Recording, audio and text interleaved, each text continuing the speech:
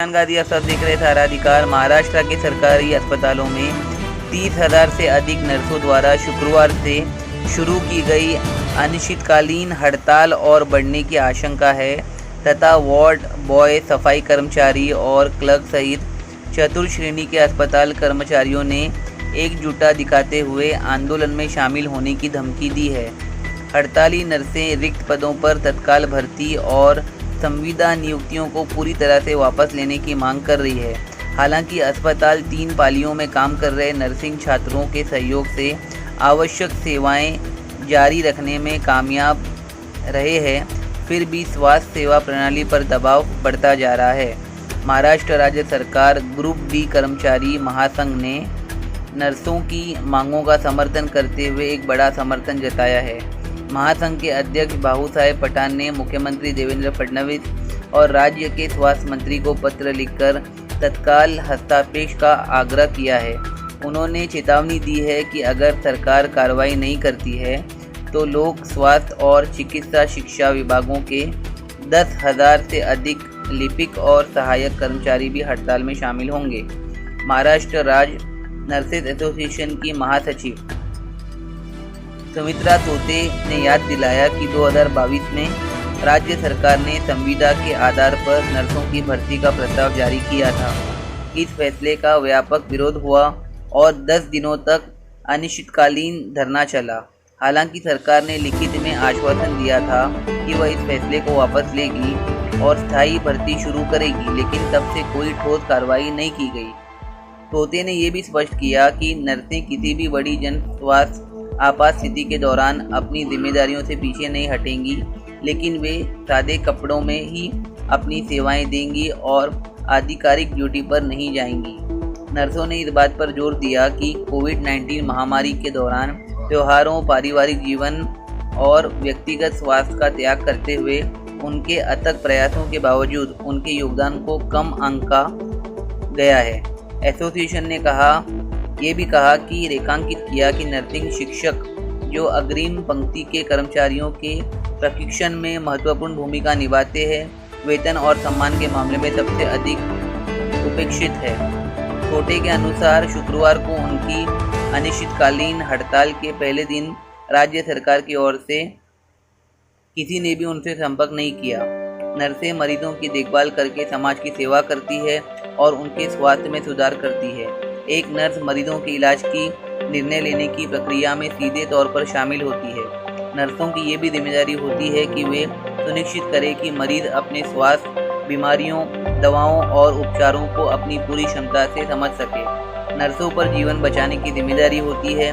ये एक बड़ा कर्तव्य है और नर्सें इसे हल्के में नहीं लेती। अपने रोज़मर्रा के कार्यों के जरिए नर्सें अपने मरीजों की स्वास्थ्य ज़रूरतों का ध्यान रखती है। नर्सें इन कार्यों के जरिए जीवन को बनाए रखती है। दवाई देना, वेंटिलेटर का प्रबंधन, सर्जरी में सहायता करना, पोषण प्रदान करना, ये सब एक नर्स की रिस्पॉन्सिबिलिटी होती है। अब देखना ये है कि महाराष्ट्र शासन इस पर किस तरीके का निर्णय देता है। देश और दुनिया की तमाम खबरों के लिए देखते रहिए सहारा अधिकार।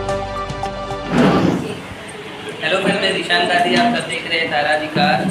महाराष्ट्र स्टेट नर्सेज एसोसिएशन जो है, महाराष्ट्र में काम करने वाले जो नर्सेज है, उन्होंने महाराष्ट्र स्टेट नर्सेज एसोसिएशन ने एक प्रोटेस्ट किया था 7th पे कमीशन को लेकर। और इस प्रेस नोट में इन्होंने क्लियरली लिखा है कि कॉन्ट्रैक्चुअल बेसिस पर, यानी कॉन्ट्रैक्ट पर जो नर्सेज को रिक्रूटमेंट होता है और उनकी जो सैलरी फिक्स होती है, उसके अगेंस्ट में इनका प्रोटेस्ट है।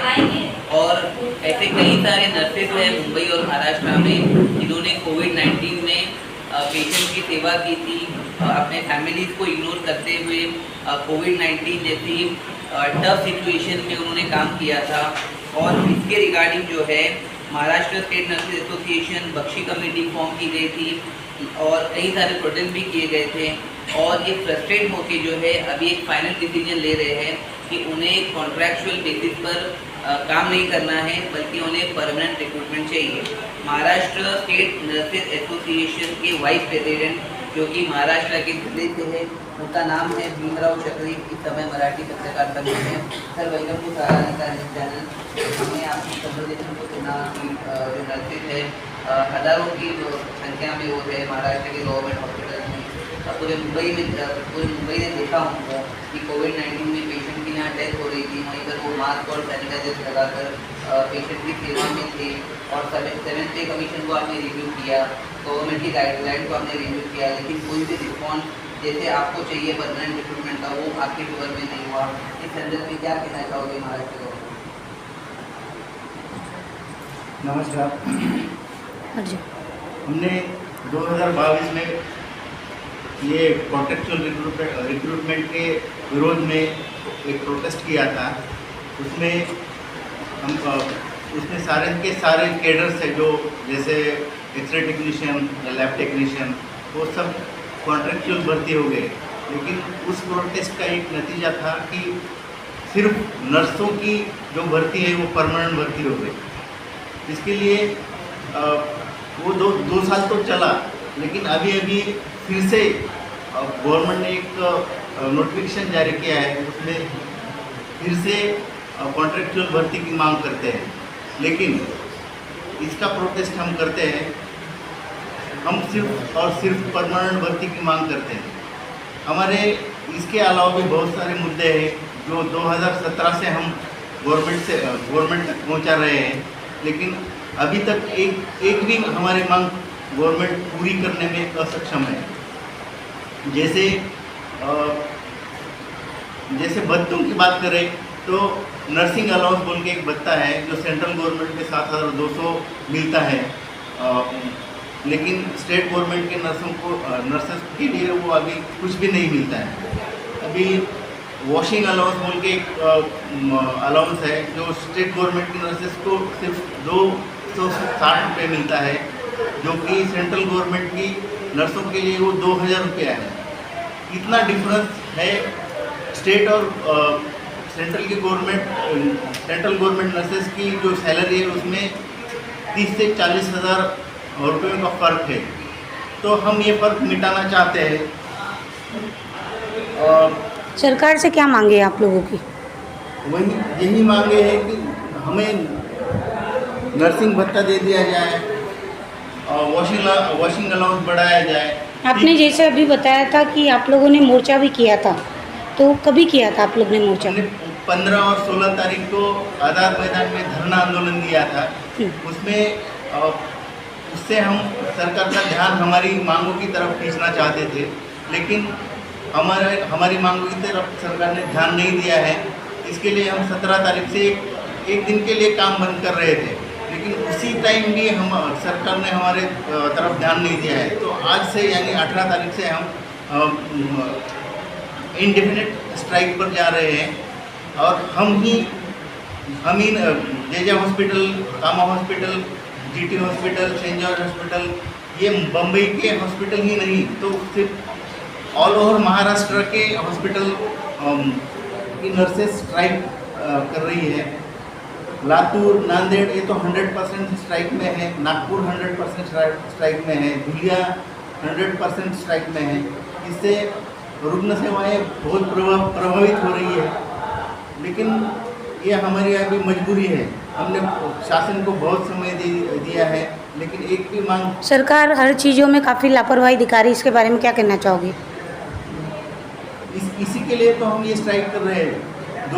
10 साल हमारी मांगे पूरी करने के लिए उनके पास टाइम नहीं है, और हमारे जो मांगे उनकी तरफ ध्यान भी नहीं दे रहे हैं। तो आप लोगों ने इस केस को लेके क्या न्यायालय में दरवाज़ा टकटकाया है कि आप लोगों की जो गुहार है वो सुनी जाए?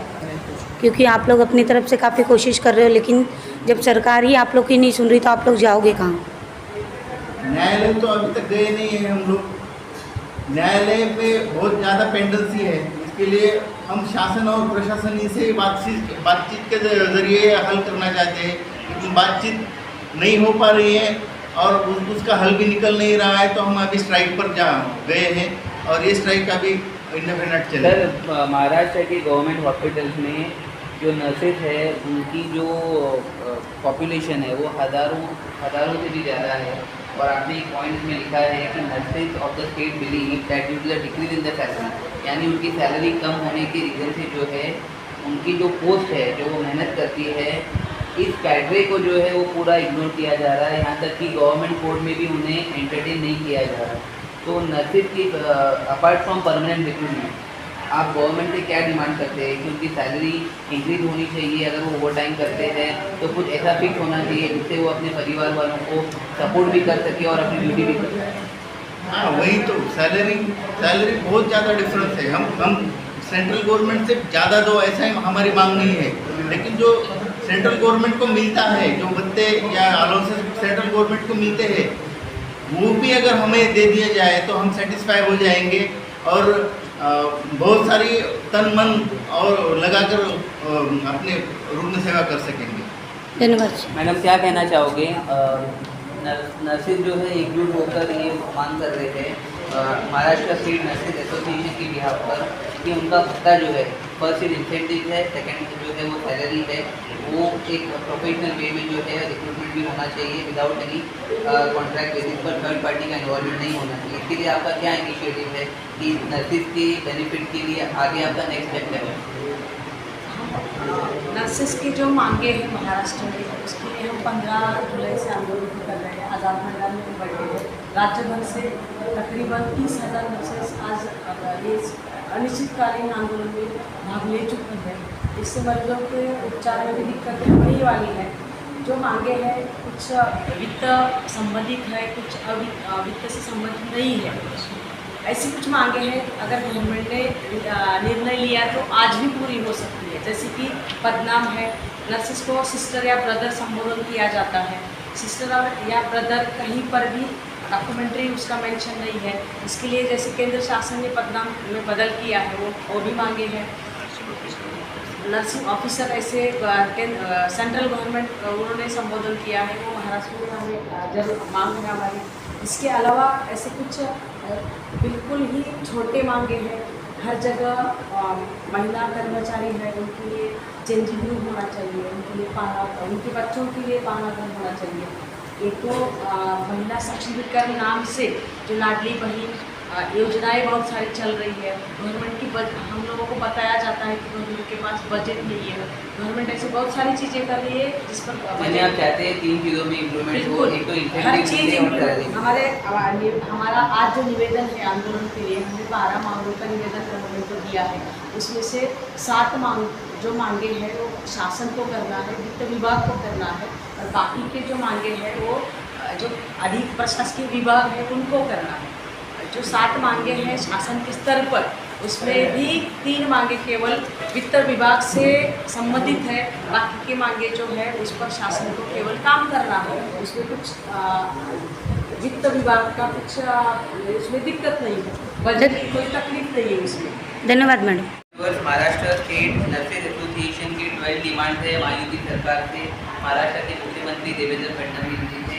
इसमें से 3 सबसे इम्पोर्टेंट पॉइंट जो इन्होंने कहा है वो ये है कि सेंट्रल गवर्नमेंट द्वारा जो नर्सिस दिन रात हॉस्पिटल्स में सेवा कर रही है और हॉस्पिटल्स में काम करती है, जो मेहनत करती है, उनके लिए कहीं ना कहीं इंसेंटिव जो है वो रेगुलरली मंथली उन्हें मिलना चाहिए। सेकेंड जो है उनकी सैलरी जो है वो बिल्कुल भी डिले नहीं होना चाहिए। एंड थर्ड सबसे मोस्ट जो है थर्ड पार्टी का इन्वॉल्वमेंट ना होते हुए उन्हें परमानेंट गवर्नमेंट जॉब रिक्रूटमेंट दे दी जानी चाहिए। अब देखना ये है कि महाराष्ट्र शासन इस पर किस तरीके का decision Maharashtra state nurses association के हित में लेकर आता है। देश और दुनिया की तमाम खबरों के लिए देखते रहिए सहारा।